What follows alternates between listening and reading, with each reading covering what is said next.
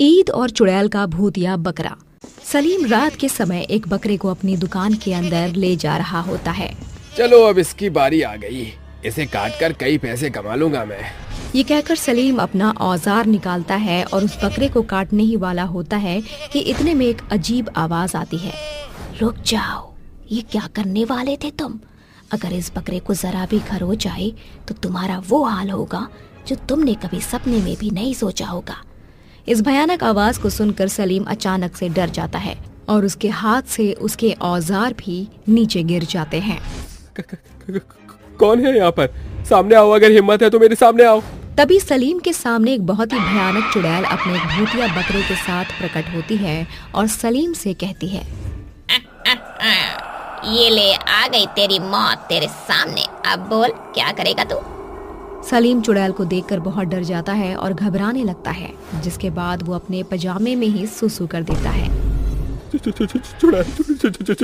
चुड़ैल, हे भगवान, चुड़ैल कहाँ से आ गई? अरे कोई बचाओ, कोई मेरी मदद करो। कोई नहीं आएगा यहाँ तुझे बचाने। अब देख मैं तेरे साथ क्या करती हूँ। जो तुम लोग मासूम जानवरों के साथ करते हो, अब वही मैं तेरे साथ करूँगी। ये कहकर चुड़ैल उस मासूम बकरे को टेबल के ऊपर से उतार के नीचे रख देती है और सलीम को टेबल के ऊपर रखकर उसकी मुंडी और उसके हाथ पैर काट देती है, जिसके बाद सलीम तड़प तड़प के मर जाता है और चुड़ैल का बकरा सलीम को खा जाता है। लेकिन वहाँ से जाने से पहले चुड़ैल सलीम के खून से उसकी दीवार पर लिखती है, यहाँ मासूम जानवरों को मारना मना है। अगर किसी ने मासूम जानवरों को मारने की हिमाकत की तो मैं उसे नहीं छोड़ूंगी। ये लिखने के बाद चुड़ैल वहाँ से गायब हो जाती है। अगले दिन सुबह गांव के सभी लोग सलीम के खून से वो सब लिखा हुआ देख डर के मारे थर थर कांपने लगते हैं। या अल्लाह, कितनी बेरहमी से सलीम को मारा गया है। कोई इतना निर्दयी कैसे हो सकता है? भाईजान, जिसने भी ये किया है बहुत सोच समझ कर किया है। या तो किसी ने अपना बदला लिया है या फिर कोई दुश्मनी। अल्लाह रहम करे और किसी को इतनी दर्दनाक मौत ना दे। जरा ये देखो तो, इसके ऊपर क्या लिखा है? अगर हम में से किसी ने भी किसी मासूम जानवर की बलि चढ़ाई तो वो हमें नहीं छोड़ेगा। ये सब तो बेकार की बात है। हम अपना धंधा कैसे छोड़ सकते हैं? चलो गांव वालों, अपने धंधे पर लग जाओ। अख्तर की बात सुनकर गांव के सभी लोग अपने अपने कामों पर लग जाते हैं, जिसके बाद पूरे दिन गांव में कसाई बकरियों को हलाल करते रहते हैं। ऐसे ही धीरे धीरे दिन बीत जाता है और रात होने लगती है। रात के समय चुड़ैल दोबारा से गांव में प्रकट होती है और सीधा अख्तर के घर पहुंच जाती है। मासूम जानवरों की जान देकर इन्हें बहुत मजा आता है ना। जैसे जालिमों को तो खुदा इस दुनिया से उठा ही ले तो अच्छा है, लेकिन कोई नहीं, खुदा का ये काम मैं खुद कर लूंगी। चुड़ैल अख्तर के कमरे में जाती है और उसे सोता हुआ देखती है, जिसके बाद चुड़ैल एक बहुत ही खतरनाक खंजर से अख्तर की जान ले लेती है और उस चुड़ैल का भूतिया बकरा अख्तर को खा जाता है। तभी ये सब गांव का एक मासूम बच्चा रहीम देख लेता है, लेकिन चुड़ैल का उसके ऊपर कोई ध्यान नहीं जाता और चुड़ैल फिर से जो उसने सलीम की मौत पर उसकी दीवार पर लिखा था वही वो अख्तर की दीवार पर भी लिख देती है, जिसे देखकर अगले दिन गांव में पूरी तरह उसका खौफ फैल जाता है। गांव के सभी लोग ये देखकर आपस में बात कर ही रहे होते हैं। इतने में रहीम रोते हुए सबके पास आता है और सबसे कहता है, मैंने उसे देखा है, मैंने उसे रात को देखा था। वो कोई इंसान नहीं है, वो तो एक बहुत ही भयानक चुड़ैल है जो हमारे गांव के लोगों को मारती जा रही है। रहीम की बात सुनने के बाद गांव के सभी लोग बहुत परेशान हो जाते हैं और उन्हें कुछ भी समझ नहीं आता, जिसके बाद गांव के सभी लोग इकट्ठा होकर गांव के एक पीर बाबा वाले मौलवी के पास जाते हैं। बाबा, हमारी मदद करो, हमारी मदद करो बाबा। हमारे गाँव में एक चुड़ैल का साया है और वो हमें बकरे की बलि चढ़ाने से रोक रही है। लेकिन वो ऐसा क्यों कर रही है? क्या तुम लोगों ने किसी को सताया था?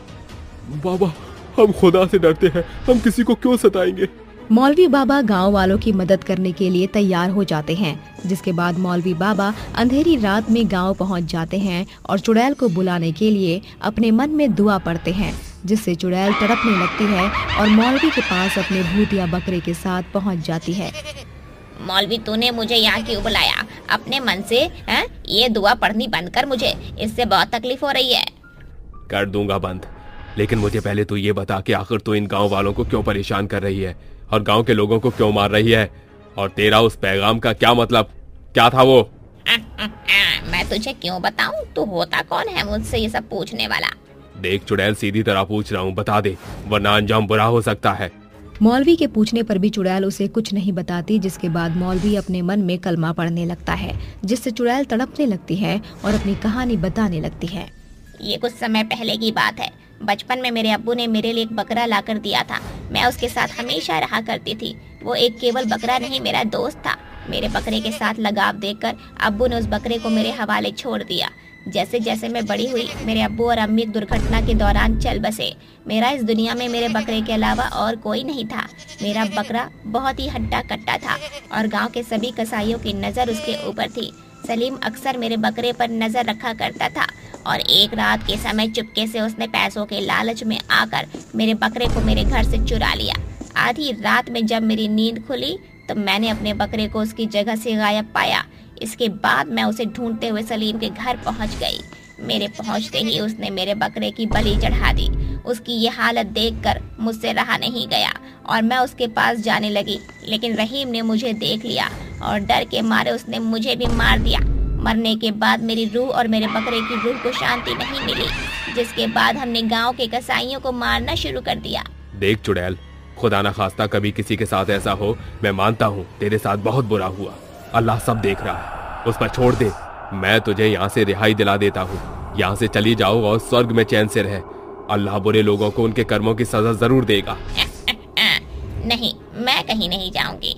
मैं किसी भी मासूम जानवर की बलि चढ़ने नहीं दूंगी। मौलवी बाबा चुड़ैल को कई बार समझाते हैं, लेकिन इतना समझाने के बाद भी चुड़ैल उनकी एक नहीं सुनती, जिसके बाद न चाहते हुए भी मौलवी बाबा को दरूद शरीफ पढ़ना पड़ता है, जिसके बाद चुड़ैल बहुत ज्यादा कमजोर हो जाती है। तभी मौलवी अपनी जेब से एक खाली शीशी की बोतल निकालते हैं और उसका ढक्कन खोलकर चुड़ैल और भूतिया बकरे को उसके अंदर कैद कर लेते हैं और वहां से चुड़ैल और भूतिया बकरे को अपने साथ ले जाते हैं, जिसके बाद गांव के ऊपर से चुड़ैल का साया हमेशा के लिए चला जाता है।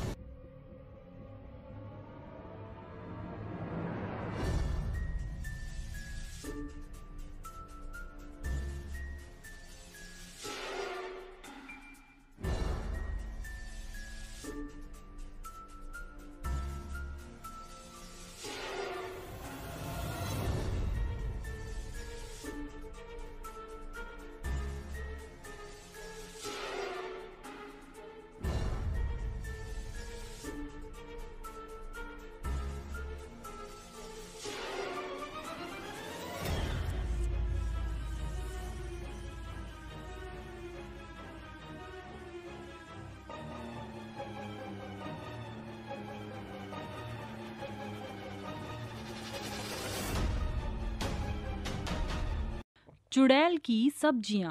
पिताजी, आपकी तबीयत बिल्कुल भी ठीक नहीं है, फिर भी आप सब्जी बेचने जा रहे हैं। बिना जाए गुजारा भी नहीं है बिटिया। अभी इस पिता के कंधे पर जवान बेटी का घर बसाने की भारी जिम्मेदारी है। किशनगंज गांव में रहने वाला माधव अपनी 19 साल की बेटी कंगना के साथ रहता था। माधव सालों से सब्जियां बेचा करता था। आज भी वह बीमार हालतों में सब्जियों से भरा हुआ ठेला लेकर चल देता है। आलू ले, बैंगन ले, पालक ले, मेथी ले, आ जाओ भैया, ले जाओ ताजी हरी सब्जियां, भैया आ जाओ ले जाओ। जेठ की लुभरे मौसम और कड़कती धूप में सर से पांव तक वह पसीने से सराबोर हो जाता है कि अचानक धूप की तेज किरणों से उसका सर जोर से चकरा कर एक नुकीले पत्थर पर लग जाता है। हे ईश्वर, कोई बचाओ। लगता है आज तो मेरे प्राण निकल ही जाएंगे। उसके सर से बहता खून पूरी जमीन को रंग देता है और माधव की जान चली जाती है। गांव के कुछ लोग माधव की लाश को उठाकर ले आते हैं, जहां कंगना रोती हुई कहती है, हे भगवान, तू इतना निर्दयी कैसे हो सकता है? जन्म के वक्त माँ छीन ली और आज पिताजी भी मुझे छोड़ गए। बस कर कंगना बिटिया, रो रो कर आंखें सुजा ली हैं तूने। कंगना हिम्मत बांधकर अपने पिता की चिता को अग्नि देती है और चिता के पास बेसुध होकर रात भर फूट फूट कर रोती है। मैं तो इतनी पढ़ी लिखी भी नहीं हूँ कि कोई अच्छी नौकरी कर सकूं, लेकिन हिसाब किताब में तो मेरा जोड़ घटाव एकदम ठीक है। मैं भी अब से सब्जी बेचूंगी। वह पाई पाई जोड़कर मंडी से सब्जियां खरीदकर उन्हें बेचने के लिए गांव के सब्जी बाजार में ठेला लगाकर कहती है, सब्जी ले लो, ताजी हरी सब्जी ले लो, सस्ती सब्जी ले लो। अरे ओ सब्जी वाली, ये भिंडी कैसे दी? 10 रुपए पाव है बाबूजी। अरे वाह, तुम तो बड़ी ही सस्ती और ताजी सब्जियां बेच रही हो। बाकी सब्जी वाले ने तो लूट मचा रखी है, सुनार के भाव सब्जियां बेच रहे हैं। ये सुन बाकी के 3 ठेले वाले गुस्से से बौखलाकर कहते हैं, अरे पप्पू, ये तो तेरा ग्राहक है ना, देख आज इस छोकरिया से सब्जियां ले रहा है। खून तो मेरा भी खोल रहा है, एक बार तो इसको धमकाना ही होगा। तीनों अपना ठेला छोड़कर कंगना से कहते हैं, अरे ओ 2 टके की छोकरी, ये हमारा अड्डा है, हटा अपना ठेला यहाँ से। हमसे दुश्मनी मोल लेना तुझे भारी पड़ेगा। मैं तो आप तीनों को जानती भी नहीं, तो दुश्मनी का सवाल ही कहाँ उठता है। हमारा हक मारा है तूने। अरे हम बरसों से यहाँ सब्जी बेच रहे हैं, उठा अपना ठेला और चलती बन यहाँ से। लेकिन ये तो ग्राहकों के हाथ में होता है कि उन्हें कहाँ का सौदा पसंद आए। उन्हें मेरी सब्जियां सस्ती लगी तो उन्होंने खरीदा।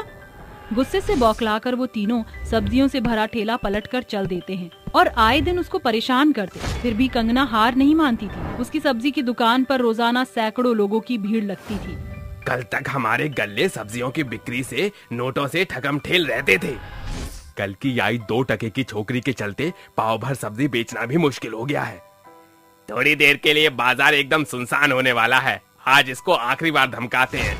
कुछ घंटे बाद बाजार में घनघोर अंधेरा और सन्नाटा छाने के साथ वो कहते हैं, बड़ी कमीनी किस्म की छोकरियां है तू। लाख समझाने पर भी तूने सब्जी बेचने का धंधा बंद नहीं किया। हमारे पेट पर लात मारने में तुझे मजा आ रहा है ना, आज तू मरेगी। मैं तुम्हारी खोखली धमकियों से डरने वाली नहीं हूँ, हटो। रुक, अभी मजा चखाते हैं तुझे। रुपेश और अजीत उसका हाथ पकड़ते हैं और पप्पू ठेले का तराजू पलटाकर उठाकर उसके सर पर मार देता है, जिसके साथ उसके सर से खून के फुहारे फूट पड़ते हैं। तुमने मुझे मारकर अच्छा नहीं किया, मैं अपना बदला लूंगी। ये तो मर गई। अगर किसी ने इसको पहचान लिया तो? ऐसा नहीं होगा, इसकी लाश को भाजी तरकारी की तरह काटकर सड़ी गली सब्जियों के गड्ढे में फेंक देंगे। तीनों कसाई उसको फेंक देते हैं, जिसके बाद वो चुड़ैल बनकर कहती है, नहीं छोड़ूंगी, लौट आई हूँ मैं। तकरीबन 10 दिन गुजरते ही एक रात अजीत कहता है, सब्जियां बेचते हुए पता ही नहीं चला कि रात कब हुई। मुझे घर जाना होगा। इतनी भी जल्दी क्या है? खौफनाक आवाज सुनकर जैसे ही अजीत पलटता है तो चुड़ैल गायब हो जाती है। अचानक जोरदार आंधी उठती है। अरे तूफान कैसे उठ गया? मुझे जल्दी से घर भागना होगा। वो जैसे ही ठेले को बढ़ाता है, चुड़ैल उसके ठेले पर ढब से कूद पड़ती है। चुड़ैल के आगे लटके हुए बालों को देख अजीत पूछता है, कौन हो तुम? सारे टमाटर फोड़ दिए, इसका नुकसान क्या तेरा बाप भरेगा? चुड़ैल जोर शोर से रोती हुई बाल हटाकर कहती है, कहो तुम, मैं हट जाना भर दूं सब्जी लेकर। चुड़ैल की लाल स्याह खूनी आंखें और विशाल रूप देख अजीत ठेले से दूर जा गिरता है। अरे अरे बाप रे, तू! आज तो मैं तेरी चटनी बनाऊंगी। चुड़ैल अपने लंबे नाखून उसकी अंतड़ियों के आर पार करके उसे खत्म कर देती है और ठेले की सारी सब्जियां सपाचट करके लंबी डकार मारती है। आज ये चुड़ैल बहुत खुश है। एक तो मौत की नींद सुला दिया एक को, अब बचे 2। तकरीबन कुछ दिन गुजरने के बाद रुपेश और पप्पू बातें करते हुए कहते हैं, अरे अपना अजीत कहाँ लापता है? 2 हफ्ते बीत गए पर न उसका ठेला नजर आ रहा है और न वो। हो सकता है उसके हाथ लॉटरी लग गई हो, इसीलिए सब्जी बेचना छोड़ दिया होगा। 10 बज गए यार, अब कोई भी ग्राहक सब्जी खरीदने तो आने से रहा। चल घर चलते हैं। दोनों अपनी सब्जियों का ठेला बढ़ाते हुए चल पड़ते हैं। तभी चुड़ैल उनके पीछे आवाज लगाती हुई ठेला बढ़ाकर कहती है, सब्जी ले लो, ताजी हरी सब्जी ले लो। सुबह से ना एक आलू बिका है, ना बिका है आधा कांदा। ऐसे आखिर कैसे चलेगा सब्जी बेचने का धंधा? आवाज सुनकर दोनों चुड़ैल की तरफ पलटते हैं कि पप्पू चुड़ैल के पास बढ़कर कहता है, अरे तुम सब्जी वाली हो कि कबाड़ी वाली? ये बिखरी जुल्फें गंदे कपड़े पहनकर सब्जी बेचोगी तो ग्राहक तो क्या फकीर भी नहीं आएगा। पर तुम तो आ गए ना मरने के लिए। चुड़ैल, तू फिर लौट आई? अरे रुपेश, कुछ कर, वरना ये चुड़ैल मुझे गाजर मूली की तरह काट डालेगी। चुड़ैल पप्पू को काली शक्तियों से बैंगन में बदल कर कहती है, अब देख कैसे मैं तेरा बर्ता बनाती हूँ। चुड़ैल उस बैंगन को आसमान में उछाल कर अपनी आंखों की ज्वाला से झुलसाकर बैंगन बने रुपेश को मसल देती है। इससे पहले कि मैं भी मारा जाऊं, मुझे गांव भागना होगा। पप्पू 100 की रफ्तार से गांव की तरफ भागता है। चुड़ैल भी अपने सब्जी के ठेले के साथ उसके पीछे भागती है। कहाँ भाग कर जाएगा, आज तुझे मरना ही होगा। पप्पू गांव में बैठे लोगों की झुंड के बीच आ गिरता है। अरे भाई, कौन हो तुम और इतना घबराए हुए क्यों लग रहे हो? चुड़ैल, एक चुड़ैल मेरा पीछा कर रही है, मुझे बचा लो। चुड़ैल सब्जी से भरे ठेले को पप्पू की ओर धकेल कर कहती है, तुझे मरने से गांव वाले तो क्या, यमराज भी नहीं बचा सकता। अरे सरपंच जी, ये तो अपनी कंचन है। पर अब ये इंसान नहीं, चुड़ैल बन चुकी है। चुड़ैल पप्पू को उठाकर सब्जियों के ठेले पर धोबी पछाड़ मारकर कहती है, मुझे मारा था ना, अब तू भी मर। रुको, आखिर क्यों मार रही हो इस बेचारे को? ये सुनकर चुड़ैल की आंखों में खून उतर आता है और पूरा गांव आंधी की चपेट में आ जाता है। बेचारा नहीं, कसाई है ये। इसने अपने 2 साथियों के साथ मिलकर मुझे बेरहमी से मारकर मेरी बोटियों को सब्जी के खत्ते में फेंक दिया था। आज मैं इसकी जान ले लूंगी। मुझे माफी दे दो चुड़ैल। छोड़ दो चुड़ैल इसको। मैं इस हत्यारे को किसी कीमत पर नहीं छोड़ूंगी। खबरदार, जो किसी ने मेरे बीच में आने की कोशिश की तो मैं उसे भी मार डालूंगी। चुड़ैल गांव के लोगों पर सब्जियों की बरसात करते हुए अपने विशाल रूप में आकर पप्पू को अपने हाथ में उठाकर मसलते हुए खाने लगती है। नहीं, आज मेरा बदला पूरा हुआ, अब मेरी आत्मा को मुक्ति मिल जाएगी। तीनों हत्यारों को मौत के घाट उतार कर चुड़ैल की आत्मा सितारों की रोशनी के साथ गायब हो जाती है।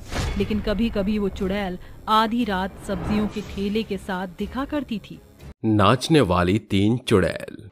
सूरज डूबने के साथ चारों ओर अंधेरा सा छा जाता है और देखते ही देखते काली भयानक रात हो जाती है।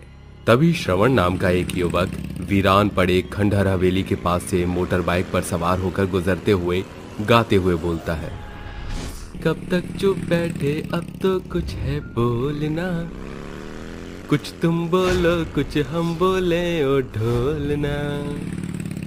मेरी ढोलना सुन, मेरे प्यार की धुन, मेरी चाहते भी फिजा में बहेंगी, जिंदा रहेंगी होकर फना। मेरे ढोलना सुन, मेरे प्यार की धुन, मेरी चाहते भी फिजा में बहेंगी, जिंदा रहेंगी होकर फना। गाने की धुन के साथ चारों तरफ घुंघरुओं की झनकार गूंजने लगती है कि तभी श्रवण के सामने 3 चुड़ैल खूबसूरत रूप धारण किए नर्तकी की पोशाक पहने प्रकट होकर कहती हैं, ता धी ता धी ता ता धी ता धई ता ता धई। क्या हुआ, तुम्हें हमारा नृत्य पसंद नहीं आया क्या? कौन हो तुम तीनों? हम तीनों नर्तकी हैं। हमें तो लगा कि तुम हमें नर्तकी के इस पोशाक और पैरों में घुंघरू देखकर एक ही क्षण में पहचान लोगे। पर तुम तीनों आधी रात के समय इस सुनसान से रास्ते पर ही क्यों नाच रही हो? क्योंकि हमें नृत्य करने के लिए सिर्फ रात की ही घड़ी मिलती है। नहीं समझे? अभी समझाते हैं। ये कहकर वो तीनों खूबसूरत नर्तकी भयानक चुड़ैल में बदल जाती हैं।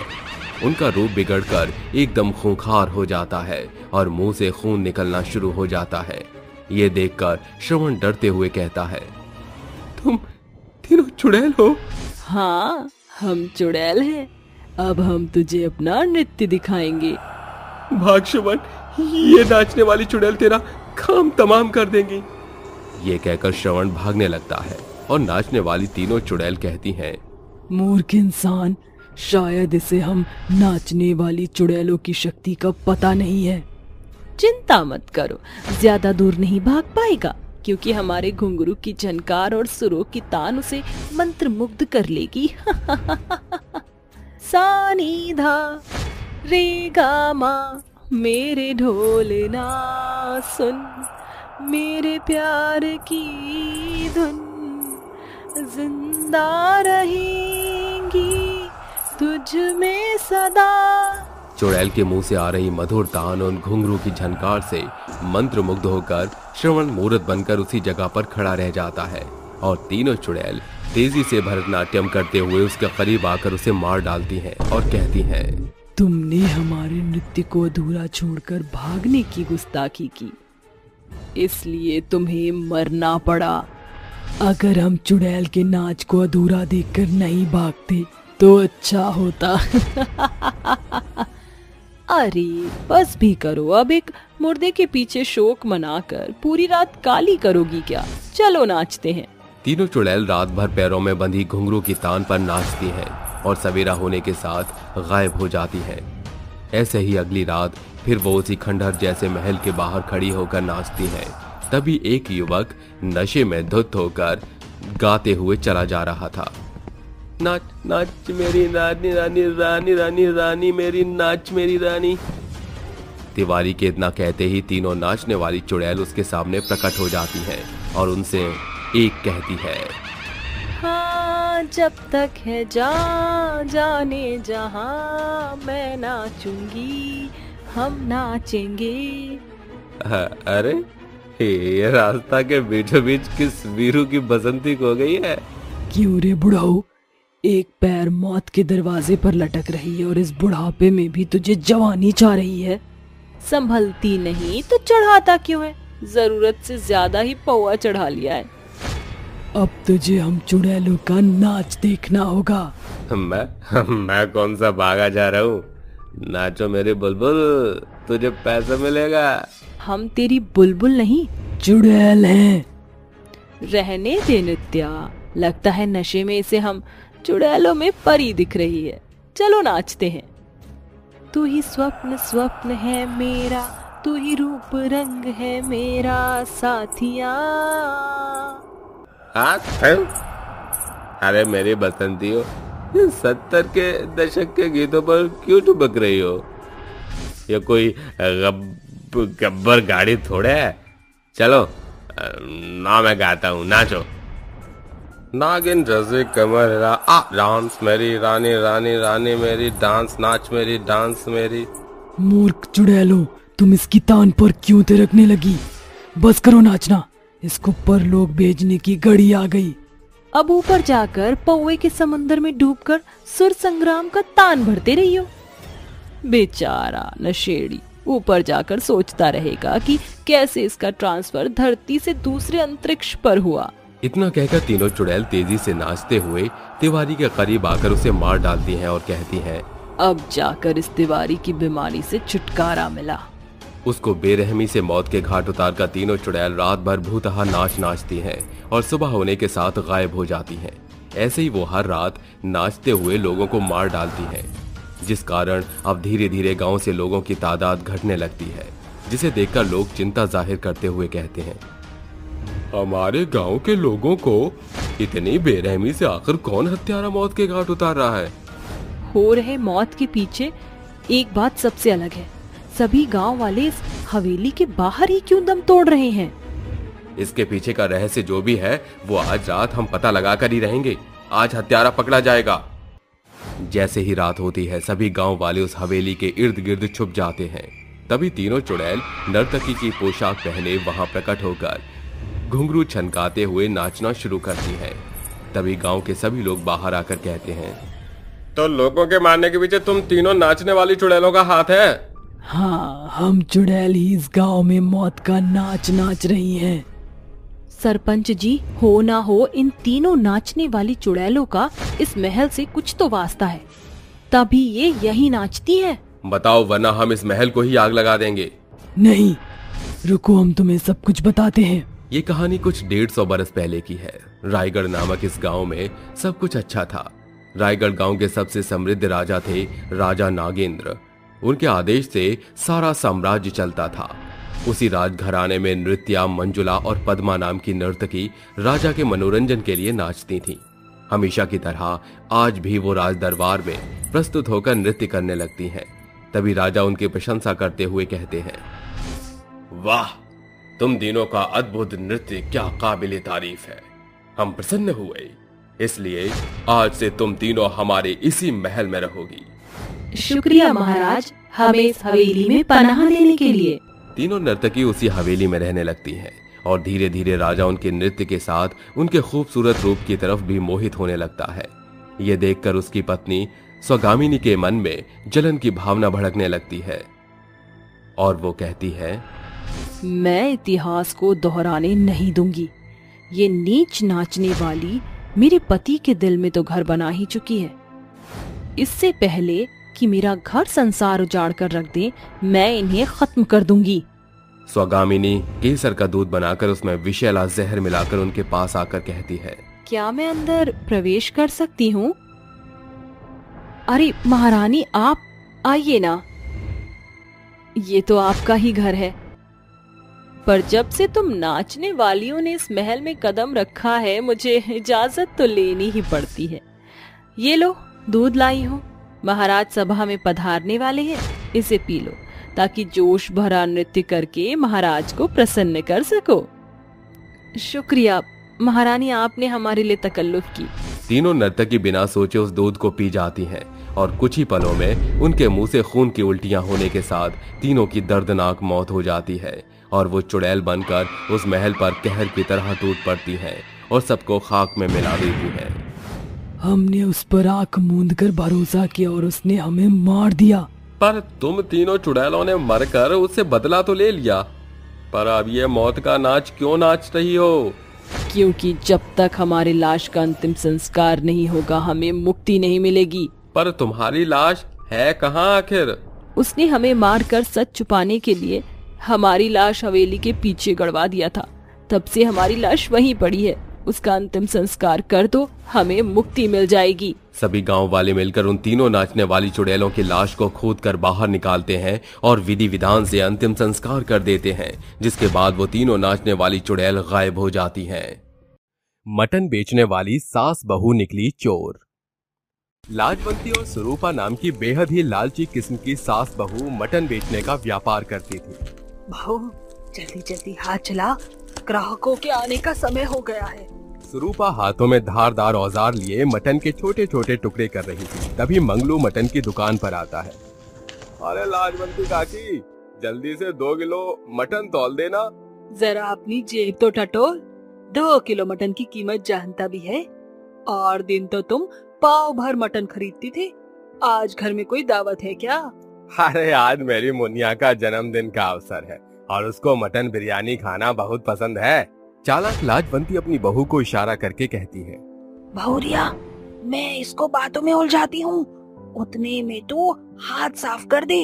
पलक झपकते ही स्वरूपा तराजू के नीचे चुंबक लगाकर कम वजन के साथ मटन तौलकर मंगलू को थमा देती है। ये लो मंगलू, तुम्हारा 2 किलो मटन। मंगलू मटन की थैली लेकर चल पड़ता है। तभी लालची सास बहू जोरदार ठहाके मारकर कहती है, अरे बहू, ये तो एकदम मूर्ख चंद निकला।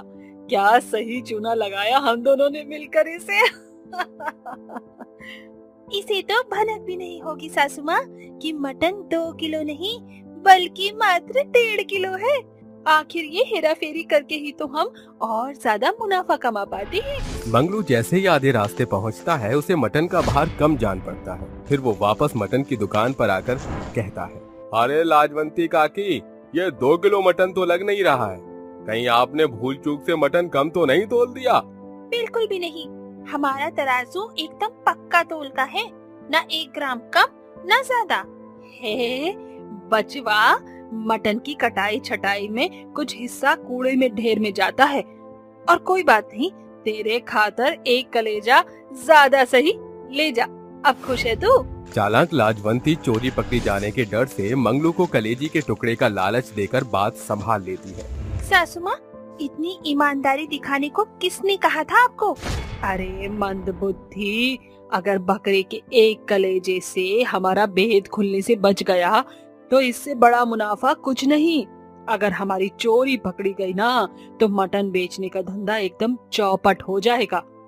दोनों सास बहू देर शाम तक जोर शोर से आवाज लगाती हुई मटन की बिक्री करती हैं। मटन ले लो, मटन ताजा ताजा, लाल लाल गोश्त से भरा, एकदम सस्ता ताजा मटन ले लो। आज की खातिर मटन की इतनी बिक्री बहुत है। घर चलकर बचे हुए ये मटन बनाकर दोनों सास बहू मिल बांटकर चाव से खाएंगे। दोनों सास बहू बचा खुचा मटन का ठेला लिए घर आ जाती हैं और खाना पकाकर खाती हैं। अरे बहू, आज के मटन का मांस तो बड़ा ही नाजुक और मजेदार है। आखिर माँ जी, हम अपने पेट के लिए तो मटन की हेराफेरी करते हैं ताकि सब्जी का दाम बच सके। ये तो वही मिसाल हो गई, आम के आम गुठलियों के दाम। वैसे बेईमानी हम एकदम खरी करते हैं। अगली सुबह सास बहू मुर्गे की बांग के साथ तड़के सवेरे उठकर ठेला लिए कसाई के यहाँ पहुँच जाती हैं। अरे ओ जमाल, जल्दी से आधा दर्जन बकरे खूंटे से खोल कर ले आओ। क्या बात है लाजवंती, आज सास बहू की टोली बड़े सवेरे दस्तक देने आ गई।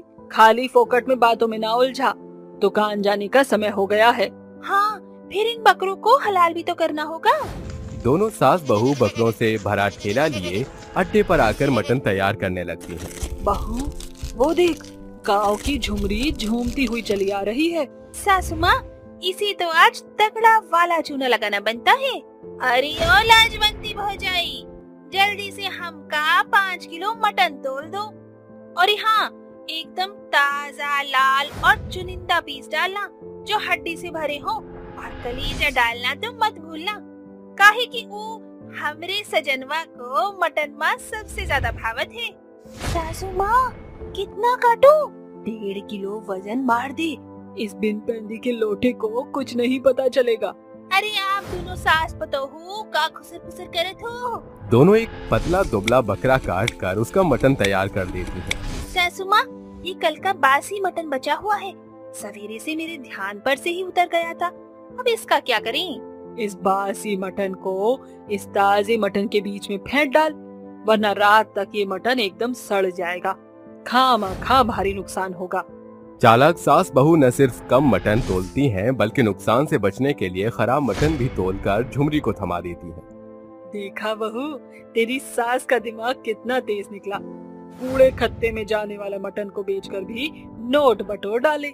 मक्कार बेईमान सास बहू हर दिन कम नाप तोल करके मटन खरीदने वाले लोगों के साथ हेरा फेरी करके उन्हें बेवकूफ बनाती थी। एक रोज सरपंच के यहाँ काम करने वाला भीमा आकर कहता है, अरे सरपंच जी के घर कल उनकी बेटी की शादी का बड़ा जश्न है, इसलिए उन्होंने तड़के सवेरे 50 किलो मटन मंगाया है। दोनों लालची सास बहू बड़ा ऑर्डर सुनकर खुशी से उछल पड़ती हैं। सासू माँ, कल तो अपनी लॉटरी लग जाएगी, लंबा हाथ मारने को जो मिला है। बहू, कल तो आधा आधा मटन की चोरी बनती ही है। लेकिन अगर हमारा भेद खुल गया तो? सवाल ही पैदा नहीं होता, क्योंकि मटन बनाने की जिम्मेदारी रसोइये महाराज की है, तो मटन की हेरा फेरी का दोष भी उसी के सर पड़ेगा। दोनों सास बहू सवेरे उठकर जमाल कसाई से 2 दर्जन हट्टे कट्टे चर्बीले बकरे खरीद कर उनका मटन तैयार करके महाराज के हाथों में सौंप आती हैं। महाराज मटन तैयार करते हैं, लेकिन शादी में मटन कम पड़ने पर छत्रपति उसकी खिल्ली उड़ाकर कहता है, राम राम, कितनी शर्मिंदगी की बात है, शादी में आए आधे बारातियों को भूखा ही लौटना पड़ेगा। सरपंच के घर मटन की खपत जो कम पड़ गई। अरे सरपंच काका, इतना धन बचाकर कहाँ ले जाओगे? जो गांव देहात को भरपेट मटन तो क्या, बल्कि एक मांस का टुकड़ा भी नसीब ना हुआ। शादी में आए तमाम लोग सरपंच की तफरी उड़ाकर चलते बनते हैं। अगले सवेरे सरपंच के गुस्से का गुबार भीमा पर फूटता है। क्यों रे भीमा, तुझे पैसे ही चाहिए तो मुझसे काहे नहीं मांगा? ये मटन में हेरा फेरी करके तूने मेरी नाक नीची कर डाली। अरे हुजूर, ये आप कैसी बातें कर रहे हैं? अरे मैंने आपका नमक खाया है, मैं भला आपसे गद्दारी क्यों करूंगा? क्या? अगर ये सब तूने नहीं किया तो किसने किया होगा? इसका पता लगाना होगा। हो सकता है ये सब उस नमक हराम रसोइये का काम हो। सामने लाओ उस नमक हराम को। डरा सहमा रसोइया सरपंच के सामने पेश होता है। नाम महाराज और काम चोर चकारों वाले, 50 किलो मटन 25 बारातियों में कैसे कम पड़ गया? महाराज सच बोल, किसके हाथ बेचा तूने मटन का टुकड़ा? सरकार, मैं गरीब हूँ, बेईमान नहीं, लेकिन मैं अपने तजुर्बे से कह सकता हूँ कि वो 50 किलो मटन नहीं था। अरे 50 किलो मटन में तो सैकड़ों बाराती पेट भरकर एकदम टन हो जाते हैं। महाराज की बात सुनकर सरपंच का शक मीट बेचने वाली सास बहू पर जाता है और सरपंच कहता है, इसका मतलब ये चालाक लोमड़ी सास बहू ने गद्दारी की, लेकर आओ इन्हें। मटन चोर सास बहू सरपंच के आगे हाजिर होती है। गौरी, शेर की खाल पहने भेड़िया, मटन चोरी करके कितना नोट बटोर लिया तुमने? सरपंच जी, आप हमें शक के दायरे में लाकर गलत कर रहे हैं। सरकार, सालों से हम सास बहू मटन बेचने का व्यापार खरी ईमानदारी से कर रही हैं। हम चोरी क्यों करेंगी? अरे बंद करो ये मगरमच्छ के आंसू, सच सच बताओ कब से ग्राहकों को लूट रही हो, वरना मैं तुम्हारा ये मटन बेचने का धंधा हमेशा की खातिर बंद करके तुम्हें गांव से निष्कासित कर दूंगा। सरपंच की धमकी सुनकर मटन चोर सास बहू अपना सारा सच बताने के लिए तैयार हो जाती है और स्वरूपा कहती है, नहीं सरपंच जी, ठहरिए, हमने ही पूरे पैसे लेकर आपको आधा मटन दिया था, हम लालच में आ गई थी। सरकार, हमको माफ कर दीजिए, आगे से हम ये हेरा फेरी फिर कभी नहीं करेंगे। इस बार तो मैं तुम्हें औरत जात समझकर छोड़ रहा हूँ, लेकिन अब अगर ये लूट मार दोहराई तो धोखाधड़ी में सीधे पुलिस के हवाले करूंगा। कहते हैं ना, ज्यादा लालच बुरी बला है। मटन बेचने वाली सास बहू के बढ़ते लालच के चलते न सिर्फ सभी के सामने उसकी इज्जत उछलती है, बल्कि लोगों का भरोसा भी उन पर से हट जाता है, जिसके लिए अंत में लालची सास बहू को अपने किए पर काफी पछतावा होता है। अरे मोहन, जल्दी से ये सट्टाबाजी हटाओ, इस पत्तों को जल्दी जल्दी हटा, रात के 10 बज गए हैं, वो आती ही होगी। अरे यार, तू किसकी बात करता रहता है और तू इतना फट्टू क्यों है? भाई, वो जुआ खेलने वाली चुड़ैल आ जाएगी, और मेरी बात मान, अगर वो आ गई ना तो सच में उसके कहर से हमें कोई नहीं बचा सकता है। शेखर के इतना बोलते ही वहाँ पर तेज तेज हवाएं चलने लगती हैं। उन हवाओं में किसी के हंसने की आवाज भी गूंज रही थी। अरे शेखर, ये हमारे साथ कौन मजाक कर रहा है? आखिर कौन इतनी बुरी तरह से हंस रहा है? वो आ गई है, मैंने तुझे कहा था ना कि वो आ जाएगी। जल्दी से इस जुए को हटा दे, ये अपना सट्टाबाजी बंद कर दे, लेकिन तू नहीं माना, अब भुगत। चल चल चुप रह, पता नहीं फालतू की बकवास करता रहेगा। जब देखो तुझे अब हर जगह चुड़ैली दिखती है। उसे मरे हुए बहुत समय हो गया और मरा हुआ इंसान कभी वापस लौट कर नहीं आता। मोहन जैसे ही ये बात बोलता है वैसे ही उसके कानों में हवा के साथ एक जोरदार आवाज आती है। मरा हुआ इंसान आता है मोहन, वो अपनी मौत का बदला लेने के लिए वापस आता है। जैसे ही वो आवाज उनके कान में आती है, मोहन अचानक ही पीछे पलटता है, लेकिन उसे कोई भी नजर नहीं आता और वह डरते हुए अपने ताश का पत्ता उठाता है और शेखर के साथ घर की तरफ निकल पड़ता है कि तभी मोहन के दोनों पैर कोई खींचकर उसे उल्टा लटका देता है। ये देख शेखर बहुत डर जाता है और शेखर अपनी जान बचाने के लिए भागने लगता है कि तभी मोहन उसे पीछे से आवाज लगाता है, अरे शेखर भाई, तू मुझे छोड़कर कहाँ जा रहा है? बचा ले रे। अरे भाई, मैं तुझे कैसे बचाऊं? मैं तुझे बोल रहा था ना कि जुआ खेलने वाली चुड़ैल आ जाएगी, लेकिन तू मेरी बात नहीं मान रहा था। अगर मैं तेरी जान बचाऊंगा तो मैं भी अपनी जान से हाथ धो बैठूंगा। बाप रे बाप, भाई मैं तुझे नहीं जानता, कौन है तू? इतना कहकर शेखर भी भागने लगता है कि तभी चुड़ैल शेखर को भी मोहन के जैसे ही उल्टा लटका देती है और उसके सामने आकर उनसे बोलती है, क्या रे, जैसे ही 10 बजा वैसे ही तुम लोग अपना सट्टा उठाकर यहाँ से दुम दबाकर भागने लगे। मेरा भी तो तुम लोगों के साथ खेलने का मन करता है, मैं भी तो जुए की शौकीन हूँ। हाँ, मानते हैं कि तू जुए की शौकीन है, लेकिन हमारा मन तेरे साथ खेलने का नहीं है, इसलिए हम तेरे साथ जुआ नहीं खेलना चाहते। अरे जुए वाली चुड़ैल, हम लोगों को छोड़ दे, आखिर हम लोगों ने तेरा क्या बिगाड़ा है? वही जो तूने सोचा भी नहीं होगा। मैं हर उस जुएड़ी इंसान को मार दूंगी जो सट्टा खेलता है, जो जुआ खेलता है और मुझे पूछता तक नहीं। अरे पागल चुड़ैल, एक बात बता, लोग इंसानों के साथ जुआ खेलना पसंद करेंगे या चुड़ैल के साथ? अरे हमें छोड़ दे, हमें क्यों मार रही है? कभी नहीं, मैं तुम लोगों को कभी नहीं छोड़ूंगी, क्योंकि तुम लोगों ने मुझे जुए के लिए पूछा भी नहीं। शेखर और मोहन दोनों ही अपनी जिंदगी की भीख मांगते रहते हैं, लेकिन चुड़ैल उनके ऊपर तरस नहीं दिखाती और उन्हें बेरहमी से मार देती है और वहाँ से हंसते हुए चली जाती है। इस तरह अब दिन गुजरने लगे और चुड़ैल का ये मौत का सिलसिला यूं ही चलता रहा। हर रात 10 बजे चुड़ैल गांव में आती और जिसको भी जुआ खेलते हुए देख लेती उसको मौत के घाट उतार देती।